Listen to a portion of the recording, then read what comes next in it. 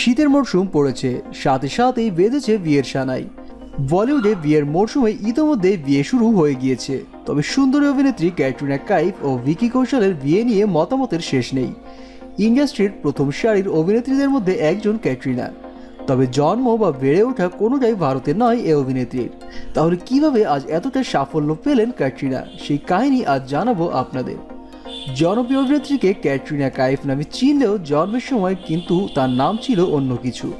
1983 সালের চীনের হংকং শহরে জন্মগ্রহণ করেছিলেন ক্যাটরিনা টরকুটে। জন্মের পর বেশ কিছু দেশে ঘুরে বড় হয়েছেন ক্যাটরিনা।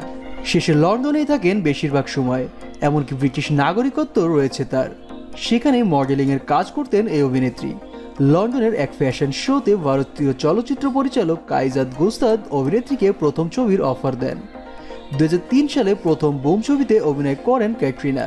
প্রথম ছবি সুপারহিট। এরপর ধীরে ধীরে ইন্ডাস্ট্রিতে পরিচয় বাড়তে থাকে আর দর্শকদের কাছে জনপ্রিয়তা। দেখতে দেখতে ক্যাটরিনা হয়ে ওঠেন বলিউডের প্রথম সারির অভিনেত্রীদের মধ্যে অন্যতম। তবে শুরু থেকে এ পর্যন্ত অনেকটাই পাল্টে গিয়েছে অভিনেত্রী। তার ক্যারিয়ারের শুরুর দিকে ছবি দেখলে আপনি চিনতেও পারবেন না ক্যাটরিনাকে। এমনকি বিশ্বাস নাও হতে পারে যে একসময় ক্যাটরিনা এমন ছিলেন। গায়ের রং থেকে চুলের স্টাইল বলতে গেলে ইন্ডাস্ট্রিতে কয়েক দশকে আপাদমস্তক বদলে ফেলেছেন ক্যাটরিনা নিজেকে। নিজের উজ্জ্বল ও বোল্ড লুকস যথাসম্ভব কম মেকআপ করে সাধারণে পরিণত করেছেন অভিনেত্রী। যদি ক্যাটরিনার মডেলিংয়ের ছবি দেখা যায় তাহলে তাকে উজ্জ্বল বর্ণের দেখা যাবে।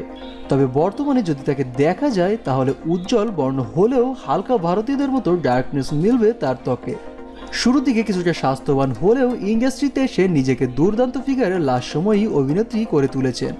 ক্যাটরিনার চিকনি চামেলি গান আজও দর্শকদের মনে গেঁথে রয়েছে। তবে ধীরে ধীরে নিজেকে সেক্সি অভিনেত্রী থেকে ভারতীয় নারীর বেশ তৈরি করে ফেলেছেন ক্যাটরিনা ইতোমধ্যেই। ওয়েস্টার্ন পোশাকের বদলে বর্তমানে শাড়িতেই বেশি দেখা যায় তাকে। প্রসঙ্গত সামনেই বিয়ে ক্যাটরিনা কাইফ ও ভিকি কৌশলের।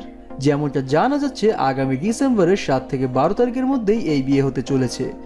বিয়ের জন্য রাজস্থানের 700 বছরের পুরনো একটি ফোর্ট ভাড়া করা হয়েছে। বলিউডের আর 5টা বিয়ের মতো এটিও একটি রাজকীয় বিয়ে হতে চলেছে। সেলিব্রিটিদের সকল খবরাখবর পেতে আমাদের চ্যানেলটি সাবস্ক্রাইব করুন। ধন্যবাদ।